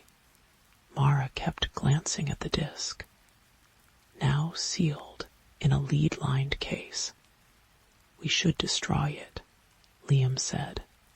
He'd been shredding a napkin for 10 minutes. The pieces piled like snow at his boots. Bury it, melt it something, and lose the first proof of extraterrestrial intelligence. Alina stared at him. "This is why we came. Why you came. Yeah, to study pulsars. Ice cores. Not this." He kicked the heater, sending shadows leaping up the walls. You felt it down there. That hum, like the ice, was full of mouths. Mara suddenly stood. "Did you hear that?" "What?" SHH. The wind had stopped. In the silence, something scraped beneath the floorboards. Alina dreamed of teeth. Not animal teeth, sleek, glassy things the size of subway cars, arranged in concentric rings inside a cavern that stretched into impossible dimensions. They ground against each other, producing that same harmonic hum from the monolith. A sound that was language. A sound that hurt. "You are aperture," the teeth sang. "You are vessel." She woke choking. Mara stood over her, backlit by the heater S-glow. "It S Liam. He S you need to see this." He opened the case. The disc lay on his bunk, spinning slowly despite no visible mechanism. Liam knelt before it, shirtless, his parka discarded. His chest and arms were covered in hand-drawn constellations, the same ones from the disc, inked in black marker. Liam. Alina stepped closer. The air smelled coppery, wrong. "What did you?" He turned. His eyes were gone, not gouged out. Sealed the lids fused smooth. The skin around them blistered with frostbite. Yet he smiled, serene, as black tears oozed down his cheeks. "They were so much older than we thought," he whispered. His voice buzzed, as if something else spoke through him. "The universe isn't empty. It is crowded, but not with life, with hunger." Mara lunged for the disc. Liam moved faster. His hand closed around her wrist with a crack of breaking bone. The storm returned at dawn. Alina barricaded herself in the radio room. Mara's screams still echoing in her skull. She watched from the hallway as Liam dragged Mara into the generator shed. His head lolling at an unnatural angle. The disc had followed, floating inches above his outstretched palm. Static roared from the radio speakers. Alina twisted dials blindly, tears freezing on her cheeks. "Mayday. This is Black Frost Station." We've got a hand touched her shoulder. Mara stood behind her, alive, whole. Her parka hung open, revealing a spiral of black symbols carved into her sternum, a perfect match to the disc S inscriptions. "Don't be afraid," Mara said. Her pupils had swallowed her irises, voids in a pale face. It's easier when you stop fighting, like taking off a tight shoe. Alina scrambled backward. What did it do to you? Showed me the truth. Mara tilted her head, bird-like. We thought we were alone in the dark. But the dark has teeth, Ellie, and it has been chewing on the edges of us for millennia. The radio suddenly cleared. A voice boomed through, deep and resonant. Alina, come outside. It was Liam S. voice, and Mara S. and her own. They waited in the storm. Liam and Mara stood motionless at the pit's edge, their faces upturned to the aurora. The disk hovered between them, spinning faster now, its hum syncing with the howling wind. The monolith beneath their feet glowed faintly, its fractured surface weeping more of that black fluid. Alina approached, her parka stiff with ice. What are you? We are the gardeners, they said in unison. Their mouths moved out of sync with the words. Tending the orchard since your son was kindling. What orchard? Mara smiled. Her teeth had sharpened. The one you've been fertilizing. The disk pulsed. A beam of black light lanced upward, piercing the aurora. The sky rippled. For an instant, Alina saw beyond the atmosphere, saw the Milky Way spiral arm, not as stars, but as a vast, fibrous network. Membranes, veins, and something moving through them. It had no shape, no edges, yet it flowed a billion oily strands threading through the galaxy, converging here now, drawn by the disk-S signal, by her signal. Turn it off, Alina screamed. Liam blinked his lidless eyes. You still don't understand. We are not the farmers. He gestured to the sky. They are. And the harvest the beam died. The vision faded, but the aurora began to descend. The thing from the sky did not touch the ice. It didn't he need to. The snow began to dissolve a mile from Blackfrost Station, sublimating into a mist that reeked of ammonia and rotting honey. Alina fled to the highest weather tower, the structure trembling under her boots. Through binoculars, she watched the dissolution spread. The ice sheet collapsed first, revealing ancient bedrock scarred, with colossal trenches, bite marks. Then the abandoned station folded in on itself, walls crumpling like paper in a fist. Liam and Mara stood at the epicenter, arms outstretched, as the black disk split into fragments and burrowed into their flesh. They were still smiling when the aurora reached them. Alina's last journal entry, recovered by the rescue team. They were pruning the orchard all this time. We thought we were the ones evolving, growing, reaching for the stars. But we were just lichen on the tree, and they come to scrape us off the worst part. I think they were right to do it. We were not special. We were not even a footnote.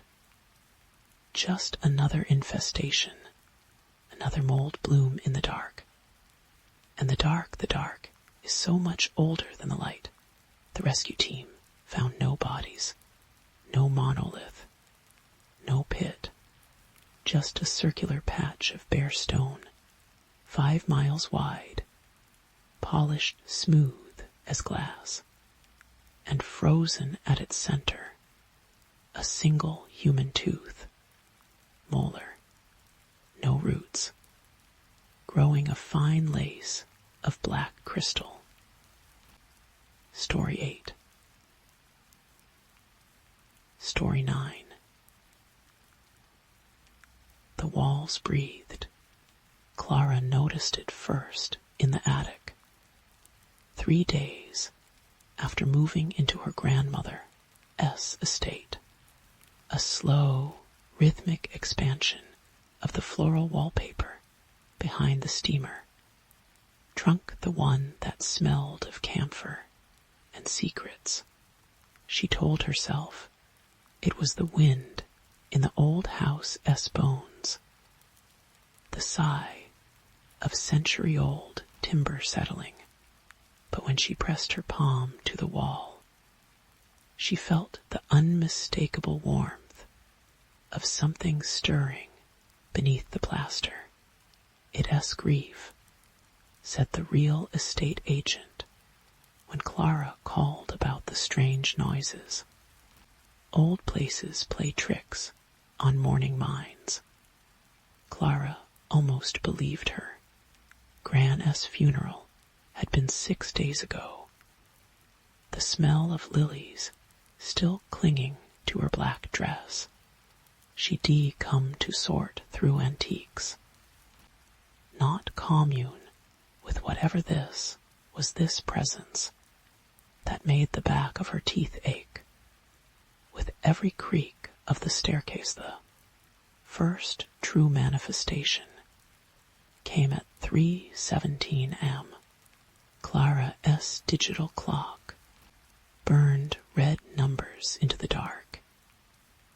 As she lay watching shadows pool at the foot of her bed, a wet, clicking sound emerged from the closet, not the familiar rattle of hangers, but something deliberate, articulate.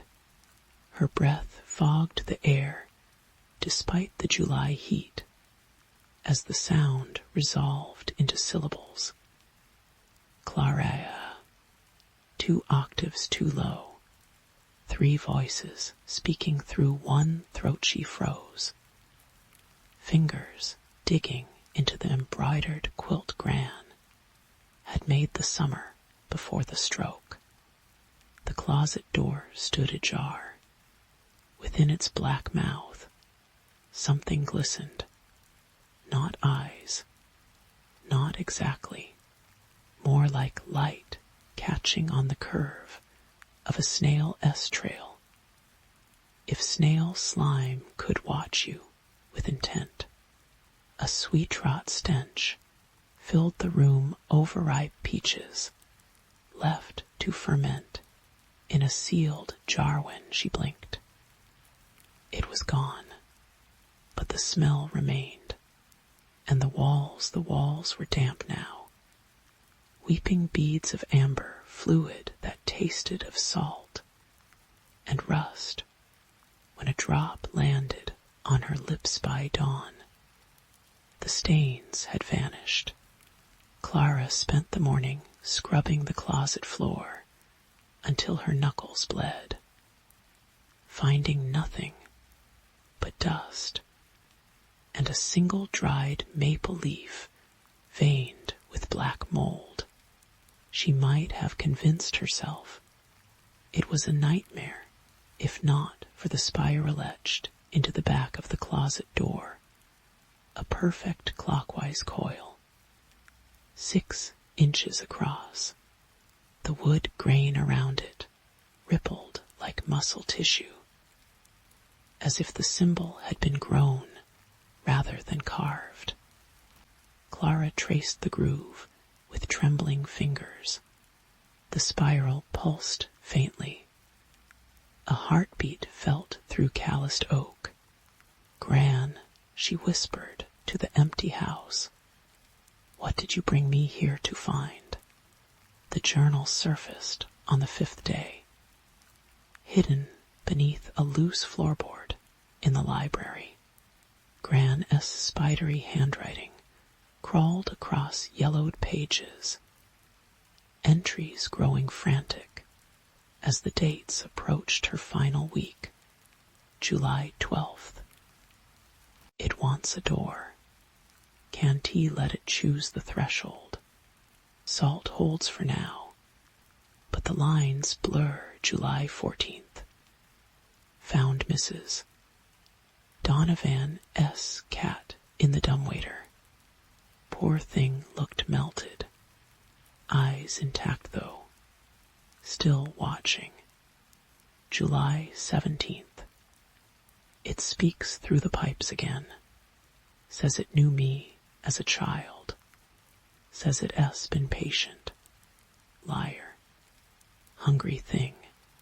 I see its teeth in the wallpaper pattern Clara, red by the thin light of a hurricane lamp. Curtains drawn against the bruise-purple twilight. The house groaned around her, floorboards popping like knuckles.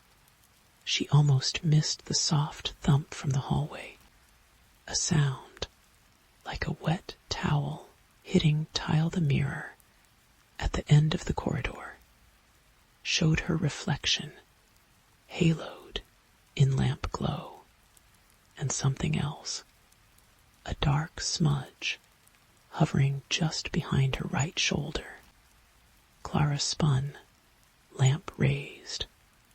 Nothing there, but when she turned back to the mirror, the smudge had grown tendrils, smoke fingers, reaching toward her reflected throat. She smashed the glass with the lamp base. Shards rained down, slicing her palm. The blood sizzled where it struck the floorboards. Day 7 brought the rains. Clara watched from the kitchen window as water sheeted across the overgrown garden, turning Gran S. prized rose bushes into hunched figures pleading in the storm. The scent of wet earth should have been comforting. Instead, it reeked of opened graves. She was grinding coffee beans when the radio crackled to life. Static hissed through the empty house, resolving into a warped rendition of Greensleeves, the tune Gran S. cuckoo clock used to play. Clara S. mug shattered on the checkerboard tiles as the melody twisted, notes stretching into the ululating cry she heard that first night. Clara, time to unwrap the gifts. The words came from everywhere, the dripping faucet, the shuddering pipes, the spaces between rain strikes on glass. Clara backed against the fridge, her sweater snagging on the handle. The calendar next to her cheek shifted. Yesterday's date, July 21st, cross-hatched with her nervous pen marks, now bore a single crimson spiral, drawn in what looked like nail polish or blood. She ran, not toward the front door. The locks had fused shut that morning, but to the root cellar, the one place in the house that still smelled of Gran S. lavender sachets. Her phone flashlight revealed jars of preserves, a rusted icebox, and the thing crouched in the far corner at first glance. It seemed to be a child, pale, naked, head too large for its stick-thin body. Then it turned, and Clara understood why Gran S. journal entries had devolved into sketches of overlapping circles. The face was a topological nightmare, features inverted, mouth where eyes should be, nostrils gaping from its hairless scalp. It held up hands with too many joints, each finger ending in a glassy claw that refracted the light into prismatic wrongness. Birthday girl. It giggled in Gran S. voice. Blow out the candles before we Clara S. scream drown the rest. She stumbled backward up the steps, slamming the cellar door. The wood buckled immediately. Something blunt and heavy thudding against the other side. A wet crunching sound began. The thing was eating through the oak. Jaws unhinging with wet popsy. Didn't he stop running until she reached the attic. The spiral on the closet door had tripled in size, its grooves now deep enough to swallow her hand. Beyond it, the wall pulsed like a diaphragm. Clara pressed her ear to the wallpaper and heard digging, not from outside, from within the house, hidden cavities, something tunneling through lath and plaster. Following her heat signature, she pictured that distorted child thing dissolving into liquid shadow, seeping between walls to surround her Gran. S. journal fell open in her hands. The final entry, July 19th. It's too late for me. But listen, Clara Bean, if you rereading this, it's already wearing my skin. Don T, trust the windows. Don T, trust the doors. Only the center, where the beams cross. Salt the intersection. Say the words I taught you when you burned your hand on the stove. Remember, she did. Age 7. Blisters rising on her palm. Gran murmuring in a language that tasted of burnt honey as she pressed a poultice to the wound. The same words Clara now whispered through chapped lips. Scattering salt from the pantry in a trembling X across the attic floorboards, the house screamed. Walls rippled, shedding layers of paint to reveal blackened timbers, beneath timbers carved with spirals that squirmed like nesting eels. The floor undulated, but the salted intersection held firm. Clara crouched at its heart. Gran S. journal clutched to her chest. Shadows pooled around the protective mark, hissing where the salt repelled them. You are not real, she chanted. You are not real. You are not. Cold fingers closed around her ankle. Gran S. face peered up from between the floorboards. Skin the color of week-old corpse flesh. Her mouth unzipped into a grin too wide for human jaws. Oh, sweeting, she crooned. We've been real since before your ancestors learned to bury their dead. The salt line dissolved. Shadows rushed in. They find the house 3 weeks later. After neighbors report flies clouding the windows, the front door opens easily. No signs of struggle, just a thin layer of dust, and a single spiral drawn in what forensics will later confirm is Clara S. blood, swirling across the foyer floor. In the attic, investigators pause at a warped section of wall. One swears he hears a faint humming, like a Child S. music box playing underwater. Another insists the air tastes metallic, though the room is bone dry. They leave quickly. None mention the shadows that seem to trail them from room to room, or how their flashlights dim whenever they pass the root cellar. The report will call it a tragic case of a grieving woman succumbing to psychosis. But that night, miles away in a suburban tract home, a little girl wakes screaming. Her mother finds her staring at the closet door, where fresh wood grain has begun to spiral. The lady in the walls says it's my turn. The child whispers.